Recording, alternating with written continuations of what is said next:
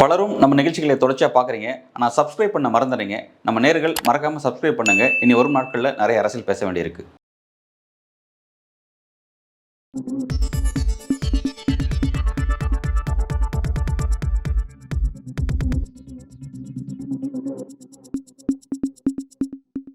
வணக்கம். இன்றைக்கு நம்முடன் அரசியல் பேசுவதற்காக மூத்த பத்திரிகையாளர் திரு தராசு ஷியாம் அவர்கள் இணைந்திருக்கிறார். சார் வணக்கம். அன்பு வணக்கம் சார். தமிழகத்தினுடைய முன்னாள் முதல்வர் ஓ பன்னீர்செல்வம் அவர்கள் தற்போதைக்கு பாஜகவை, அதாவது மத்திய அரசை பெயரை குறிப்பிட்டு கண்டிச்சிருக்கிறாரு. தமிழ்நாட்டுக்கு சமத்துவ சிக்ஷா திட்டத்தின் கீழ் வழங்க வேண்டிய அந்த கல்விக்கான நிதி நீங்க கொடுக்காம இருக்கிறது கண்டனத்துக்குரியது அப்படிங்கிறதான் சொல்லி முதல் முறையா எனக்கு தெரிஞ்ச ஃபர்ஸ்ட் டைம் வந்து மத்திய பாஜக அரசை கண்டிச்சு ஒரு கண்டன அறிக்கை வெளியிட்டிருக்காரு. எப்படி பாக்குறீங்க சார்?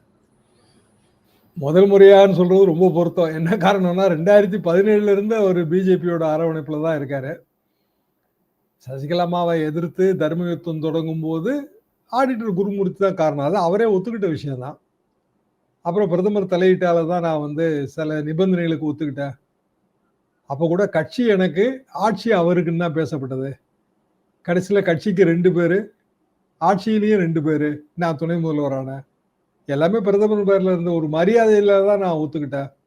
இப்ப அதுவே எனக்கு வந்து அரசியல் ரீதியாக ஆபத்தாக இருக்கிறது. இதெல்லாம் அவர் மனம் திறந்து பேசின விஷயங்கள் தான். பாமன் பாலம் திறப்பு விழாவுக்கு மோடி இப்பதான் ஒரு மாதங்களுக்கு முன்பு வந்திருந்தாரு. அந்த தொகுதி தேசிய ஜனநாயக கூட்டணி நின்ன தொகுதி. ஓபிஎஸ் தான் தொகுதியில நின்னார். ராமநாதபுரத்துல நின்று ஒரு 3 லட்சம் ஓட்டு வாங்கியிருந்தாரு.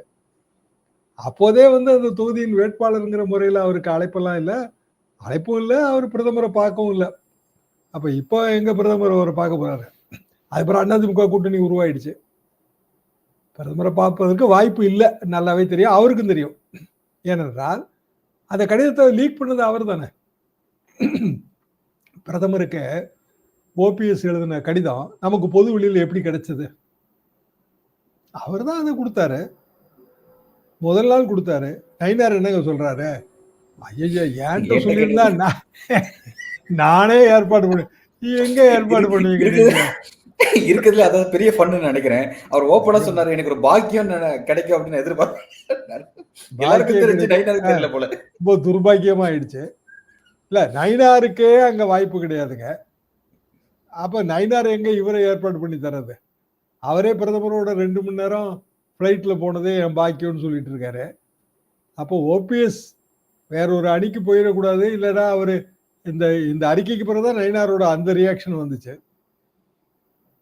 ஓபிஎஸோட எதிர்கால அரசியல் திட்டங்கள்ல அந்த குட்டையில ஒரு குழப்பக்கல்ல ஏறி ஓங்குறதான நோக்கம். வேற என்ன நோக்கம் இருக்க போகுது?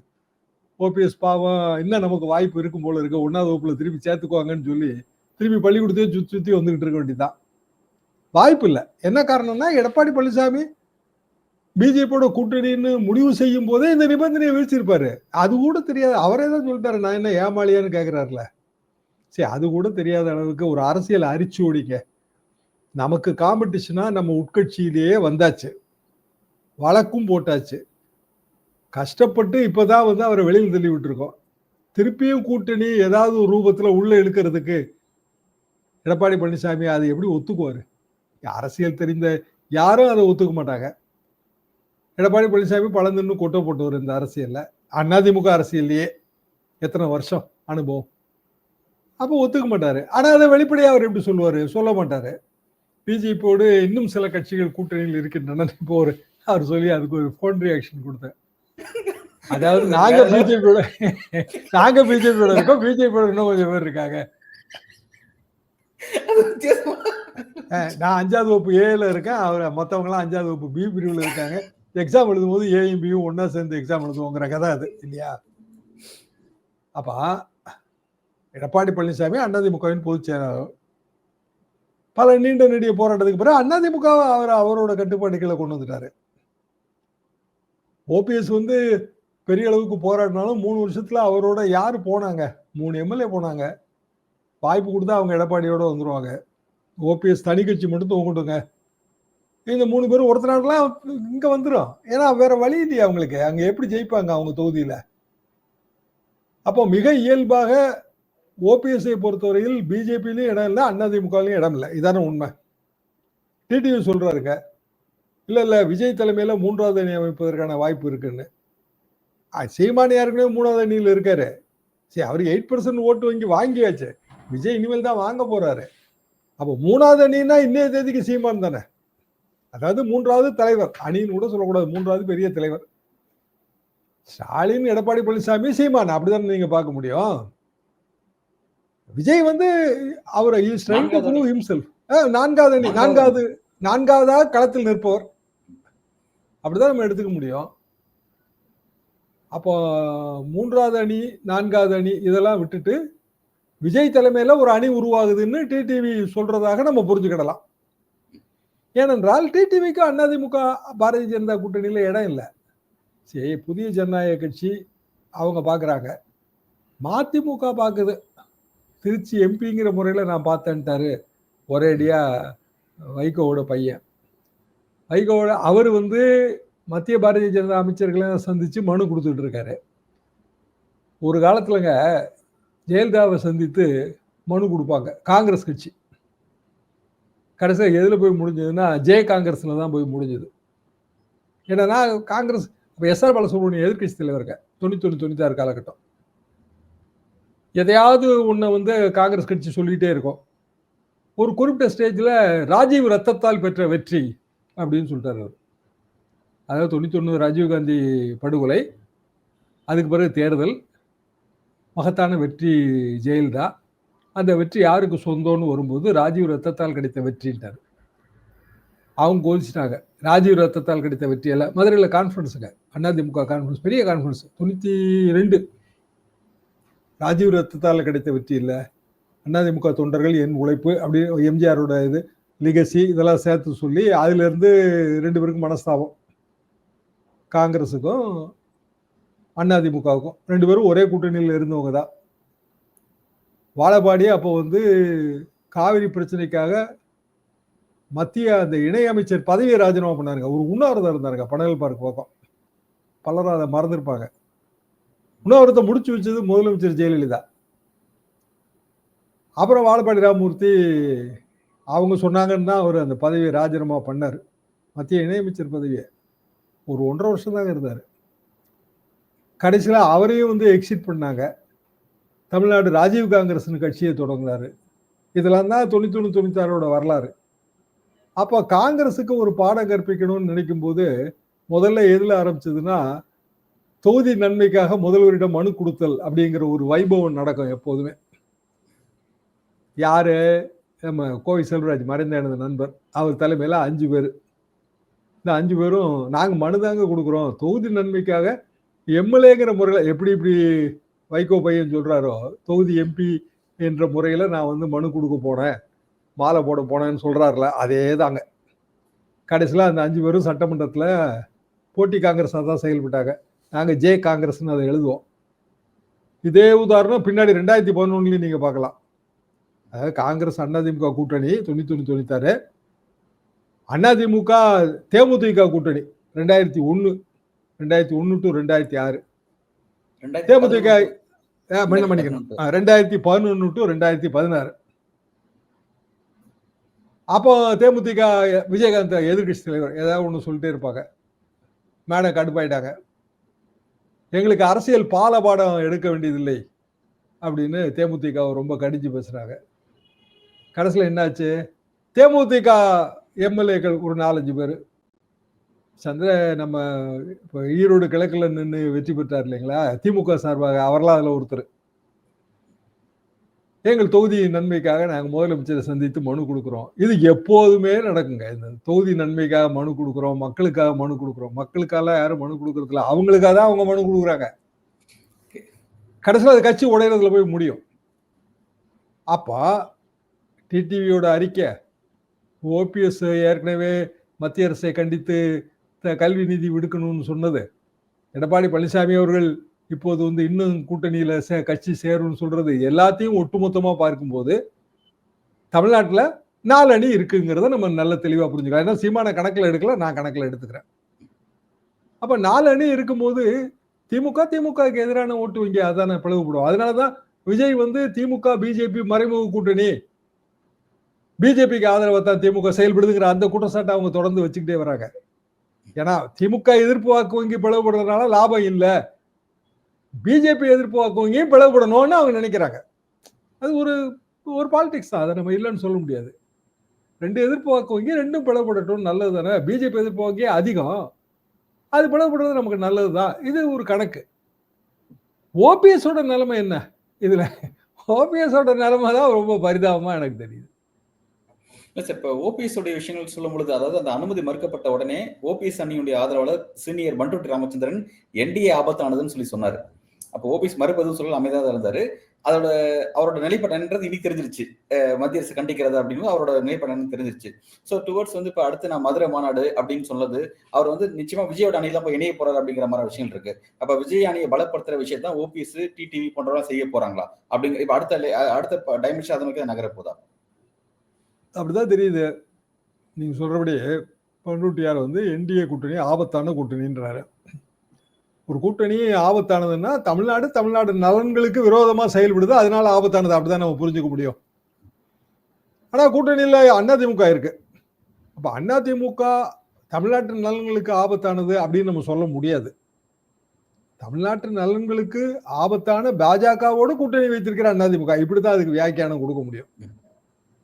அப்ப பண்ருட்டியாருக்கு வந்து இது ஆபத்தான கூட்டணி, இது ஆபத்து இல்லாத கூட்டணி அப்படிங்கிற அப்படியான ஒரு பிரிப்பு எனக்கு புரியல.